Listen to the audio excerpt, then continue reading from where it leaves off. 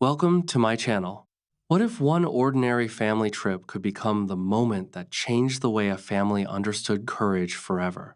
Imagine walking into a peaceful forest with the people you love, then watching the sky turn dark, the trail disappear, and every easy choice suddenly become dangerous. Would you panic? Or would you discover a strength you never knew you had? Stay with me, because this is not only a story about a storm, it is a story about family, courage, and the small decisions that can save us when life becomes difficult.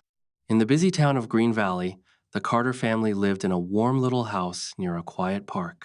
Daniel and Maria Carter had three children: 16-year-old Sophie, 12-year-old Ben, and 8-year-old Mia.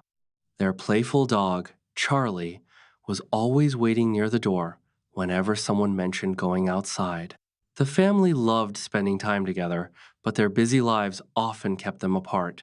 Daniel worked long hours, Maria managed a small bakery, Sophie had school projects, Ben loved sports, and Mia could spend hours asking questions about everything she saw. One Friday evening, Daniel made a simple suggestion. Tomorrow, let's forget our phones and take a family walk in Pine Valley. Everyone agreed. They packed sandwiches, fruit, warm clothes, and plenty of water. Sophie brought a small notebook. Ben carried a flashlight. Mia packed her favorite yellow scarf. They reached the trail early the next morning, laughing as Charlie ran around them. At first, everything felt perfect. Birds sang above the trees, sunlight moved through the leaves, and a cool breeze made the walk comfortable. Daniel checked the trail map and reminded everyone to stay together.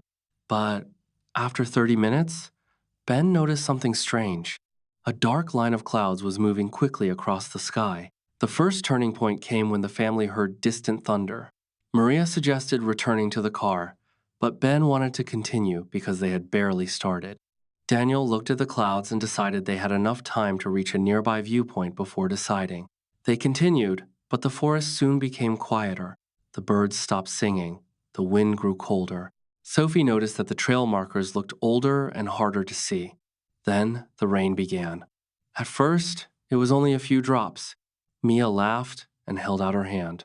Seconds later, heavy rain crashed through the trees.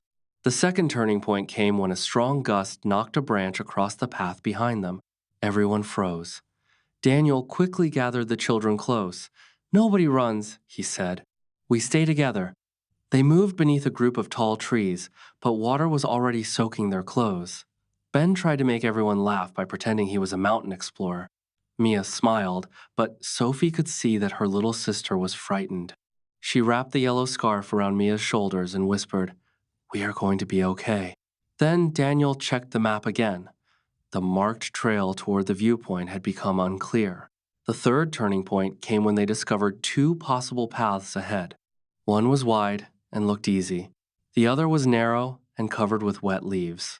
Daniel wanted to choose the wide path, but Sophie noticed a broken trail marker pointing toward the narrow one.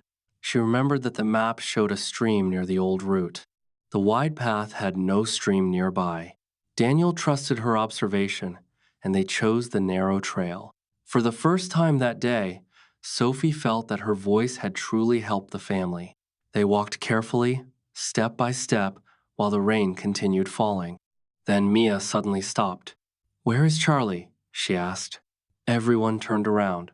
The dog was gone. For a few seconds, nobody spoke. Only the rain answered them. Ben wanted to run back, but Daniel held his shoulder. "We will find him, but we will do it wisely."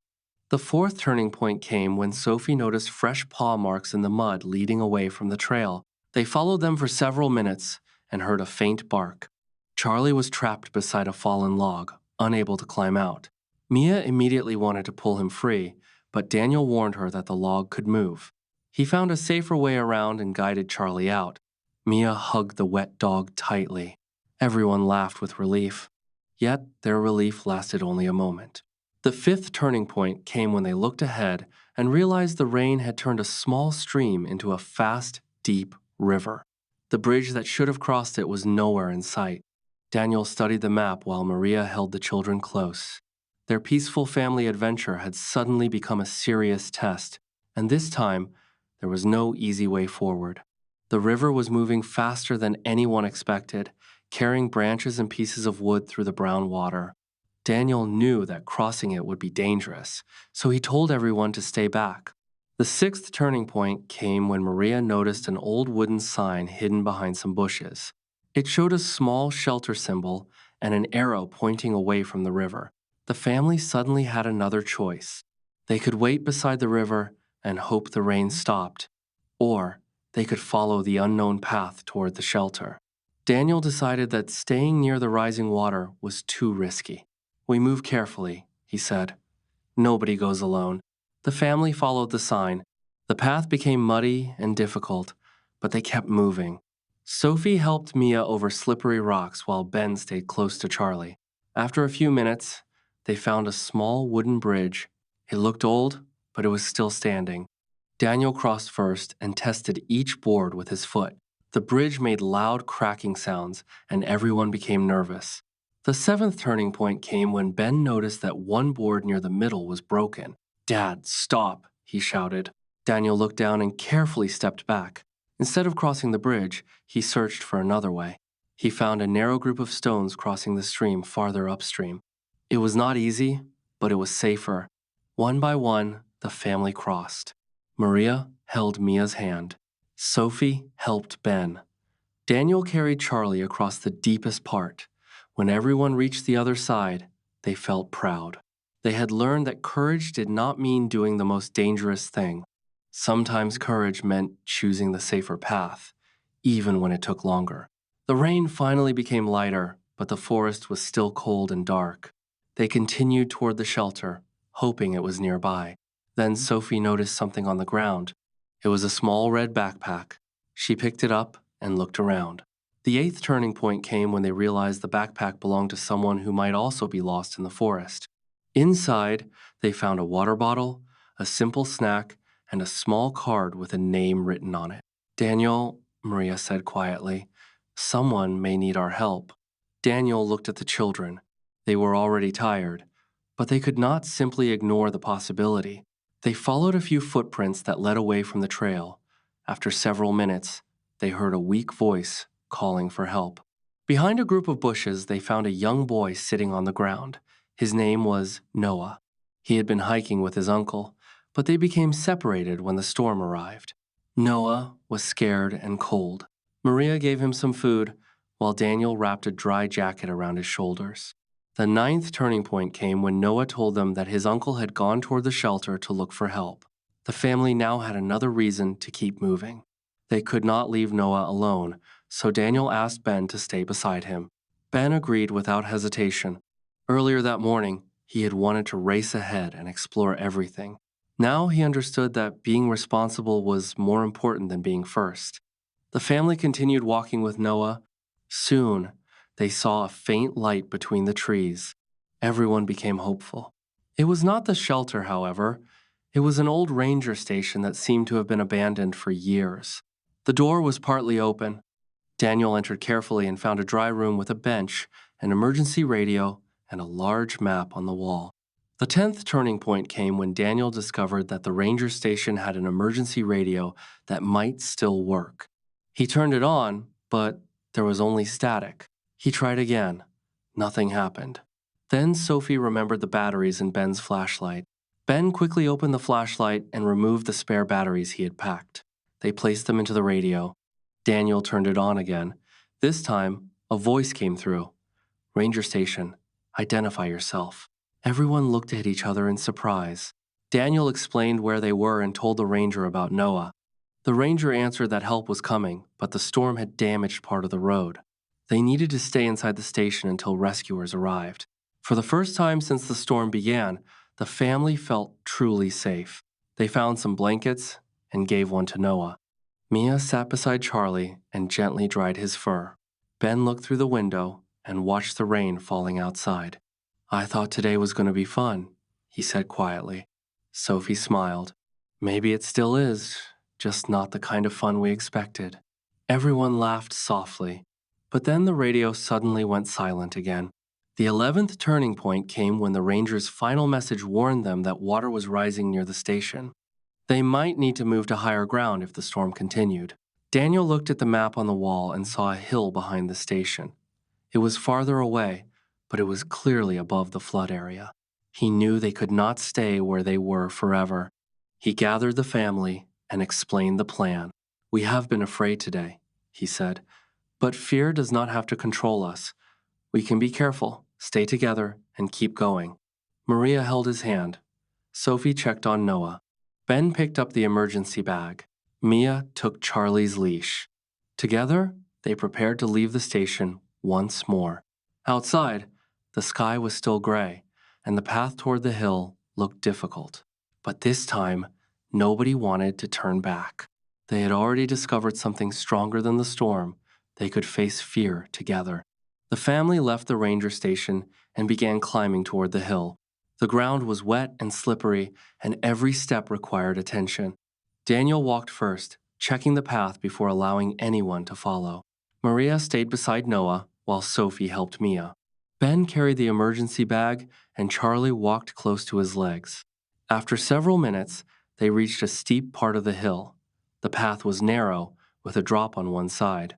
Daniel told everyone to move slowly. Then the 12th turning point came.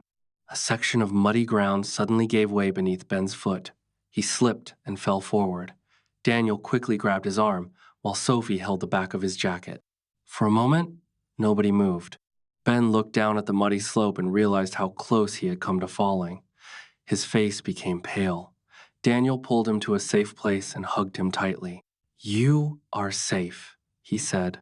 "That is what matters." Ben nodded, but he was shaken. He admitted that he had been trying to walk faster because he wanted to help everyone. Daniel told him that helping did not mean rushing. It meant thinking clearly. The family rested for a few minutes before continuing. The storm had taught them to respect every step. When they reached the top of the hill, they found an old stone shelter. It was small, but it was dry and safe. Everyone entered quickly. Maria checked Noah again and gave him water. Sophie wrapped another blanket around Mia. Ben sat quietly beside his father. For several minutes, the family simply listened to the rain. Then they heard something outside. A distant whistle came from the forest. Daniel stood and listened carefully. The 13th turning point came when they realized the whistle was not the sound of the wind. Someone was nearby. Daniel stepped outside and called back. A voice answered. It was Noah's uncle.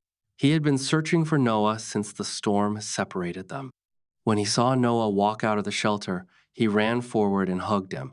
Noah cried with relief. His uncle thanked the Carter family again and again.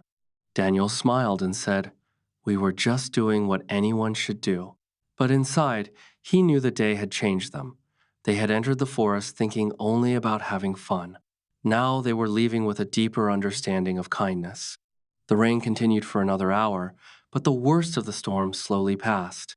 A rescue team finally reached the hill. They guided everyone down through a safer route. The children were tired, but they stayed close together. Mia held Charlie's leash tightly. Ben helped carry some of the rescue equipment. Sophie kept checking on Noah. When they finally reached the road, the family saw their car in the distance. Everyone cheered. Daniel looked back at the forest. The same trees that had seemed frightening earlier now looked peaceful. The 14th turning point came when the rescue leader told them something unexpected.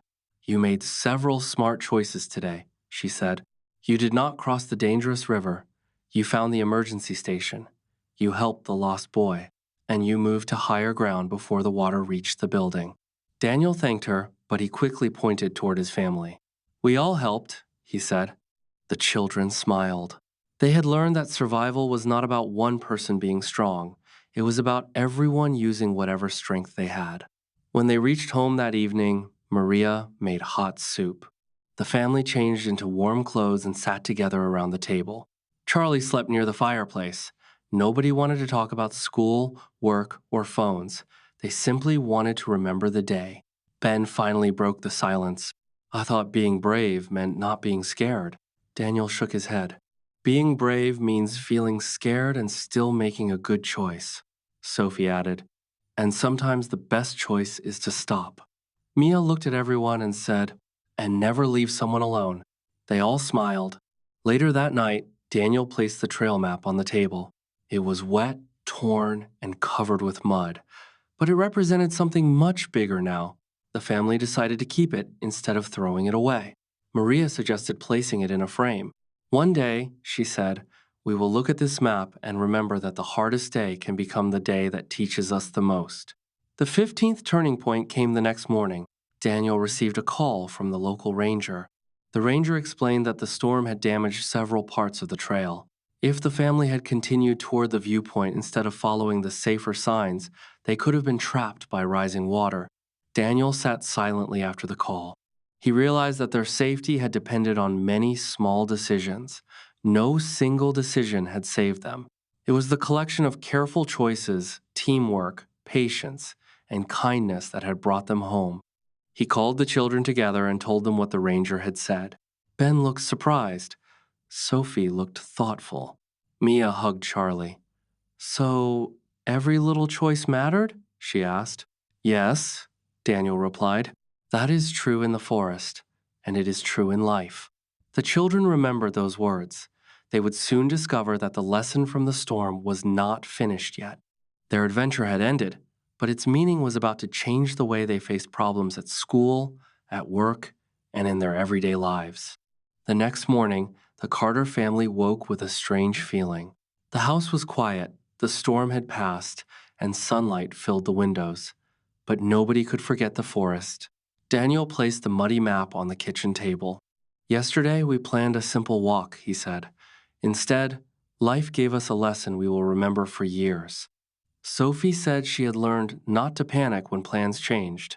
Ben said moving fast was not always the same as moving forward. Mia hugged Charlie and said helping someone could make a hard day meaningful. Maria smiled proudly.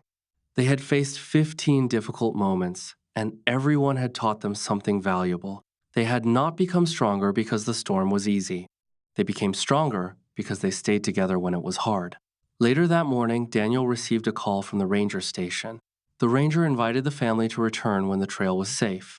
Daniel expected the children to refuse, but Sophie immediately said, I want to go back someday. Ben agreed. Mia raised her hand and said, Me too, but next time, I want sunshine. Everyone laughed. A few weeks later, they returned to Pine Valley. The trail looked different under the bright sun. The river was calm, birds were singing, and flowers had appeared beside the path. The family stopped near the place where they had first heard thunder. Daniel asked what everyone remembered most. Sophie said she remembered speaking up when she noticed the trail marker. She had once worried about making the wrong choice. Now she understood that anyone could help by paying attention. Ben remembered almost slipping on the hill. That moment taught him to slow down. Strength was not showing everyone how brave he was. Strength was knowing when to be careful. Mia remembered Noah and felt happy that their difficult day had helped another child return safely to his family. Maria looked at her children. Sometimes the hardest experience becomes valuable because of the good we choose to do inside it. Daniel knew life would bring other storms. Some would be real storms, and others would be problems we cannot see. There would be failures, disappointments, difficult decisions, and days when nothing went according to plan. But the family now had a simple rule. When life became confusing, they would stop, breathe, look around, and take the next safe step together. Months passed, and their adventure became family history. Sophie faced a school problem and asked for help instead of hiding it. Ben lost an important game and learned to accept disappointment without giving up. Mia became more confident in class because she remembered that her small voice had once helped guide her family. Maria began making time for herself instead of solving everything for everyone. Daniel changed too. He started leaving work earlier one evening each week so the family could eat dinner together. The storm had shown him that time with loved ones should not be postponed. One evening, they sat outside and watched the sunset. Charlie slept near their feet. Daniel looked at the orange sky and said, We thought the forest was testing us, but maybe life was showing us who we could become. Nobody answered. They did not need to. They understood. Their journey had started with laughter and a simple plan. Then rain arrived. Fear appeared. The path became uncertain. A dog disappeared. A river rose. A stranger needed help. A radio failed. A hill became dangerous. Yet every problem brought a choice, and every choice gave them an opportunity to become better. That is how life often works. We cannot control every storm, but we can control how we stand inside it. We cannot always choose the road, but we can choose how we walk it. We cannot prevent every problem, but we can decide whether a problem will break us or teach us. Their greatest victory was learning to face difficult life moments together. So, if you are facing a difficult season today, remember the Carter family. You may not see the whole path yet. You may feel tired, confused, or afraid. That does not mean your story is ending. It may mean you are standing at the beginning of a new lesson. Take one step, then another. Ask for help when you need it. Help someone when you can. Stay close to people who truly care about you. Most importantly, never believe that a hard day means a hopeless future. Sometimes the darkest clouds come before the clearest sky. The Carter family learned that courage is not the absence of fear. Courage is choosing hope while fear is still present. And when they finally understood that, the forest stopped being a place they feared. It became the place where they discovered their strength.